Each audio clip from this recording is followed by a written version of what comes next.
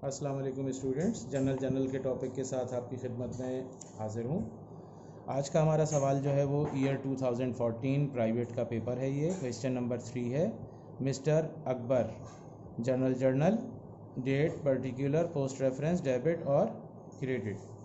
ठीक है, तो चलें अब हम अपना सवाल स्टार्ट करते हैं। Mister Akbar started his business on January 1st 2014 by investing cash rupees 90,000 and equipment worth rupees 50,000। Mister Akbar ने अपना बिज़नेस स्टार्ट किया है और बिज़नेस में कैश इन्वेस्ट किया है 90,000। तो स्टूडेंट सबसे पहले यहाँ पे इस क्वेश्चन में ईयर मेंशन है, आप यहाँ ईयर डाल दें। मंथ हमें गिवन है जनवरी का, यहाँ जनवरी लिखें और यहाँ डेट इस कॉलम में यहाँ फर्स्ट डाल दें। कैश इन्वेस्ट किया है 90,000, तो हम यहाँ कैश लिखेंगे डेबिट 90,000 से, और साथ ही साथ इक्विपमेंट 50,000 रुपये का इन्वेस्ट हुआ है, तो इक्विपमेंट को भी यहाँ डेबिट कर लेंगे।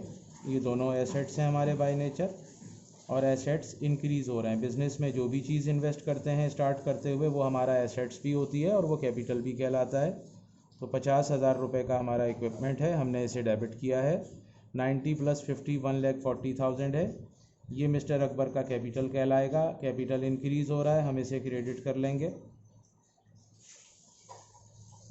मिस्टर अकबर का कैपिटल क्रेडिट हुआ है 90 + 50 1,40,000 से।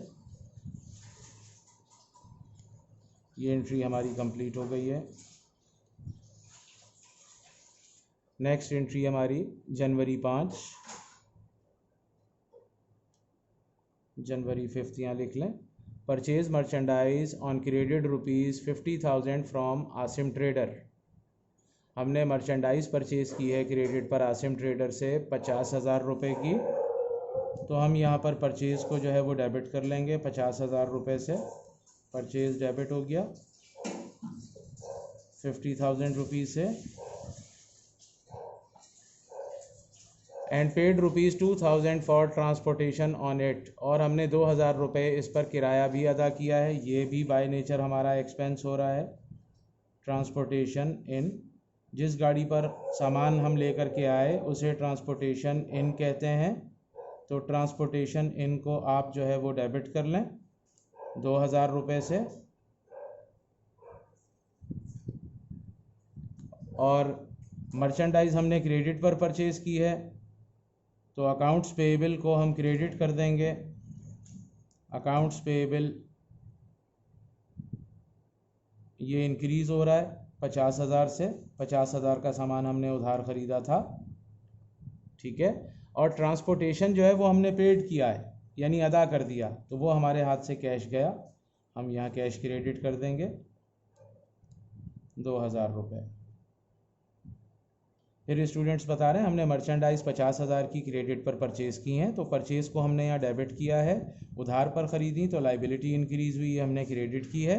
और इसी एंट्री में लिखा है पेड ट्रांसपोर्टेशन, 2,000 रुपये किराया हमने अदा किया है, तो हमने ट्रांसपोर्टेशन इन यहाँ 2,000 रुपये से डेबिट कर लिया और कैश जो है वो हमने क्रेडिट किया है। ये हमारी एंट्री कंप्लीट हो गई।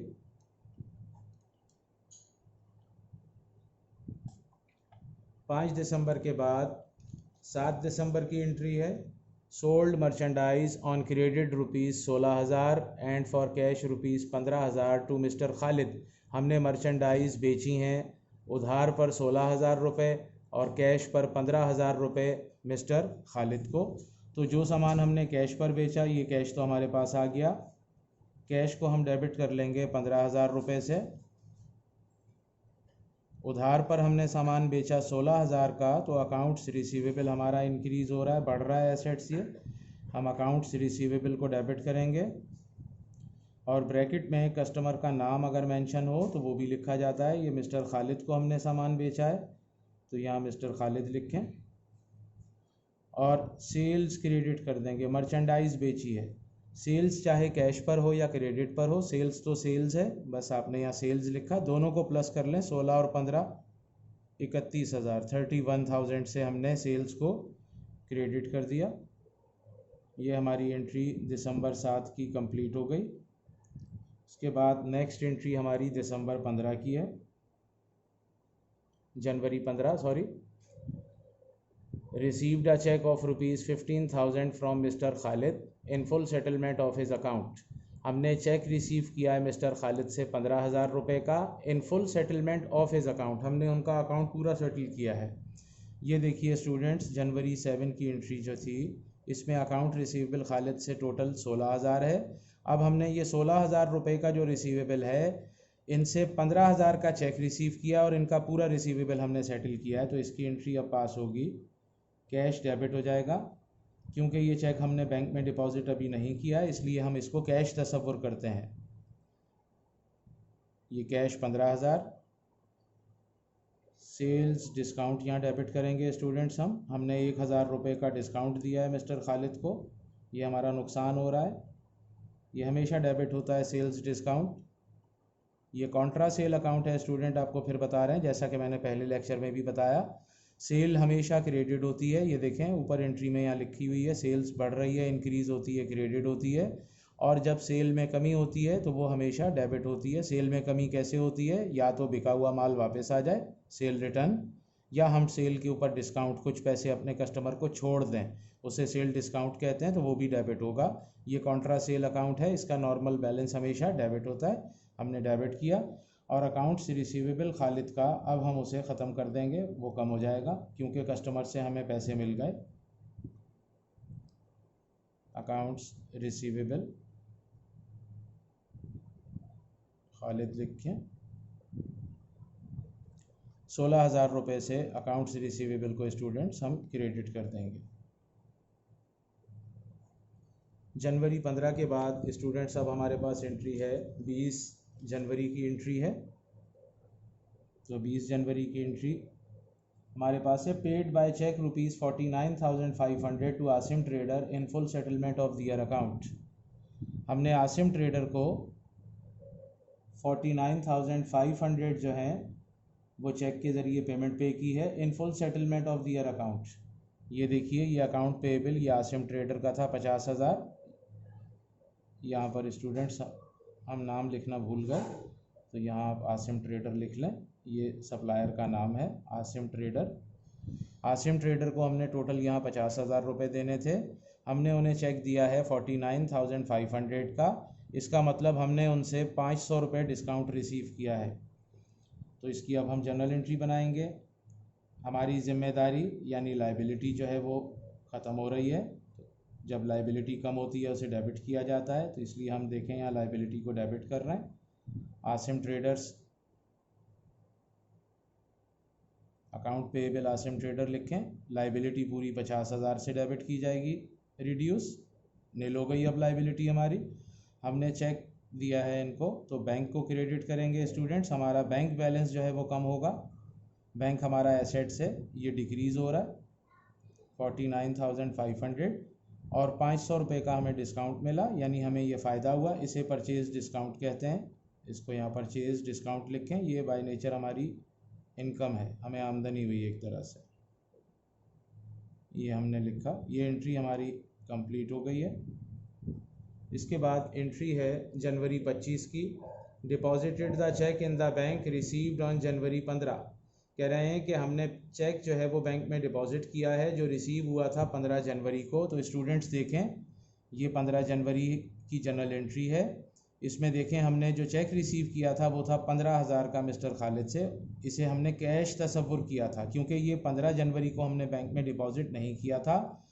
अब हम यहाँ पर जो है ये 25 तारीख को ये चेक बैंक में डिपॉजिट करवा दिया है हमने। तो अब हम यहाँ पर बैंक को इंक्रीज़ कर लेंगे, यानी बैंक हमारा बढ़ रहा है तो हम इसे डेबिट करेंगे 25,000 से।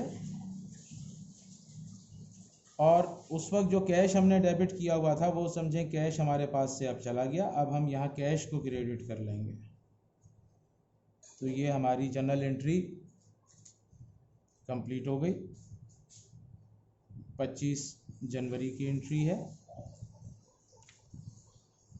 इसके बाद 30 तारीख की एंट्री आ रही है हमारे पास। अब हम 30 तारीख की एंट्री बनाएंगे। जी स्टूडेंट्स, ये हमारा आंसर जो है वो नेक्स्ट पेपर पर आ गया है, शिफ्ट हुआ है। तो अब हम जो है 30 जनवरी की एंट्री पास करेंगे। यहाँ पर फिर आप 2014 लिखें, जनवरी मंथ है और 30 जनवरी। Mister Akbar purchase a mobile phone for his personal use from the business cash rupees 5000। Mister Akbar ने एक मोबाइल फ़ोन परचेज़ किया है अपने ज़ाती इस्तेमाल के लिए, कारोबार में से कैश निकाल कर 5000 रुपये का। तो स्टूडेंट्स ये ओनर का पर्सनल यूज़ है, इसे ड्राइंग कहते हैं। ड्राइंग इंक्रीज़ हो रही है। जब भी ओनर कारोबार से कैश, मर्चेंडाइज या कोई और एसेट्स अपने पर्सनल यूज़ के लिए निकालेगा तो हमेशा स्टूडेंट्स ड्राइंग डेबिट करेंगे। ड्राइंग को डेबिट कर लिया 5000 रुपये से, ठीक है। और ये हमने कैश निकाला था, यहाँ पर कैश को क्रेडिट किया हमने।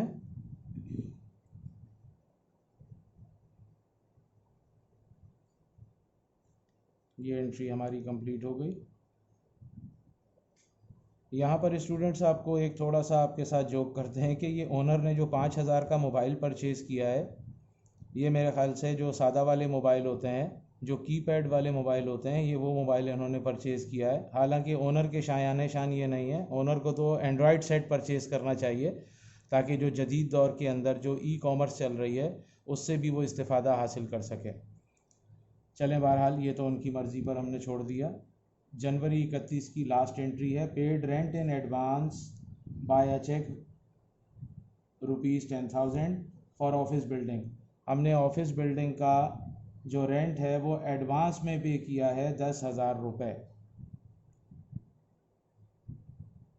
रेंट एक्सपेंस यहाँ डेबिट कर लेंगे।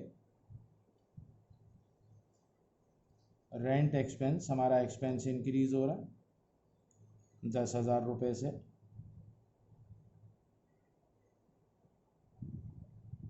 चेक के ज़रिए पेमेंट हुई है तो बैंक को क्रेडिट करेंगे 10,000 से। अच्छा स्टूडेंट्स, यहाँ पर एक चीज़ बताएं आपको, ये एडवांस में रेंट पे किया है, तो एडवांस में अगर ये पे किया जाएगा तो यहाँ आप स्टार्टिंग में प्रीपेड भी लगाएंगे।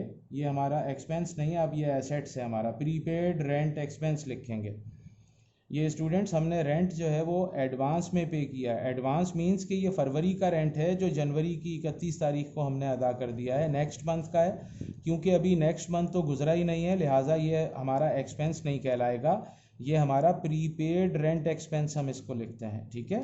प्रीपेड रेंट भी खाली लिख सकते हैं या प्रीपेड रेंट एक्सपेंस भी लिख सकते हैं। ये बाय नेचर हमारा जो है वो एसेट्स है। हमने इसको डेबिट किया और बैंक को यहाँ पर हमने क्रेडिट कर लिया। ये हमारी एंट्री जो है यहाँ पर कंप्लीट, और साथ ही हमारा ये सवाल मुकम्मल हो गया।